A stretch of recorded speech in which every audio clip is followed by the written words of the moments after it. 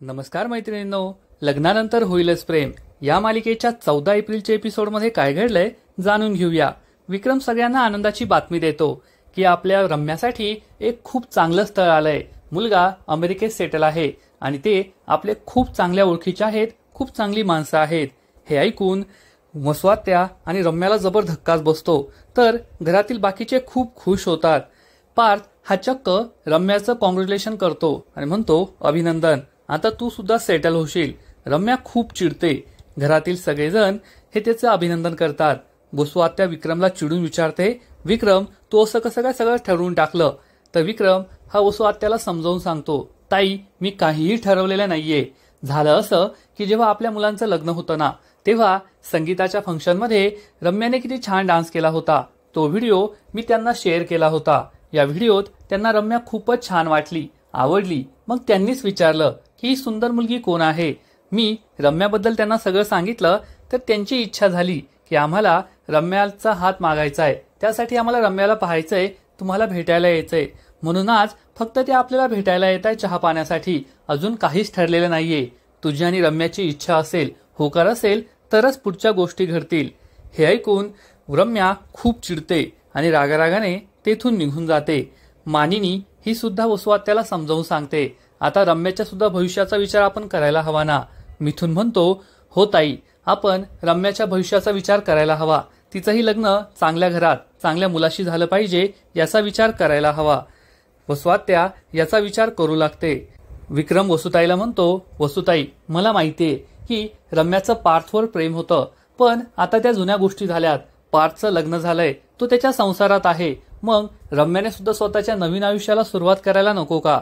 वसुआत्या चिडून म्हणते, पण पार्थचा संसार कसा सुरू आहे ते आपल्याला माहितीये ना। मिथुन म्हणतो, त्याचं जे होईल ते होईल, पण आपण रम्याचा वेगळ्या दृष्टीने विचार करायला हवा। वसुआत्याला ही गोष्ट पटते आणि तीही तिच्या खोलीमध्ये निघून जाते। मानिनी विचार करते, बरं झालं मी आज सकाळीच यांना याबद्दल सांगितलं आणि रम्यासाठी चांगलं स्थळ आलं। जर रम्याचं लग्न झालं ना, तर माझ्या मुलांची संसार सुद्धा चांगली होतील। इकडे रम्या ही तिच्या खोलीत येते।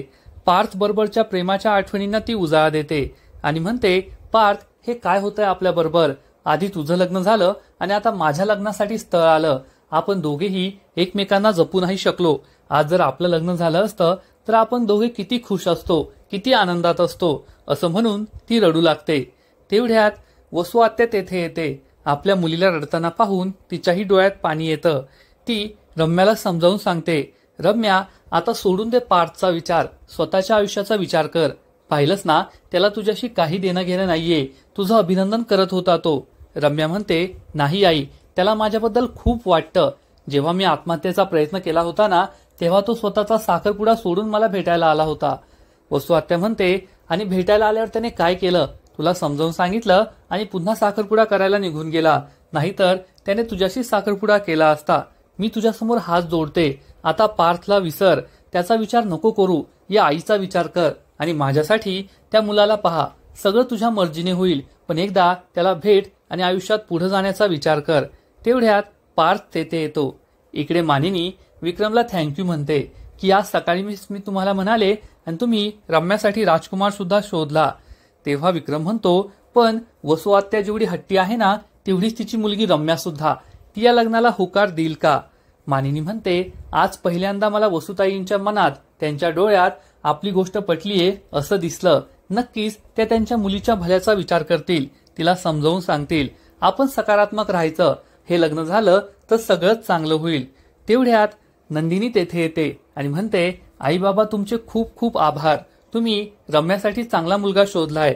जर रम्याचं हे लग्न झालं ना, तर पार्थ आणि काव्या यांचा सुद्धा संसार सुखाचा होईल, त्यासाठी तुमचे खूप धन्यवाद, असं म्हणून नंदिनी तेथून निघून जाते।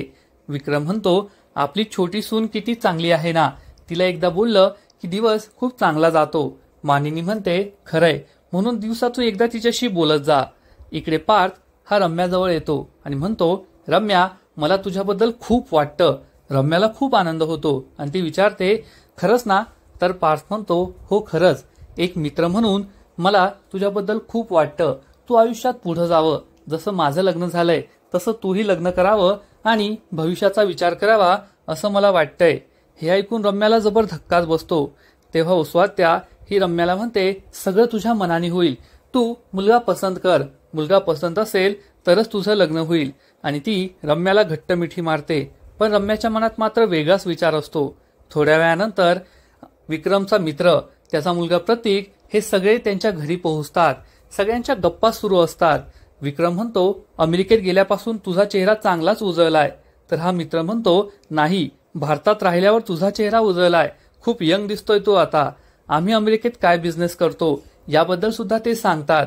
यावरून मिथून हा त्यांची चांगलीच चेष्टा करतो. चेष्टेचं वातावरण असतं, सगळे खूप खुश असतात. वसुआत्या तेथे रम्याला घेऊन येते. रम्याने सुंदर साडी नेसलेली असते. ती सगळ्या थोरा मोठ्यांचा आशीर्वाद घेते.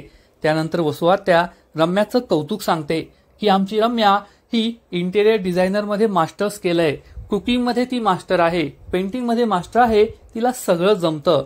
यावरून घरातील सगळ्यांना ती खूप आवडते.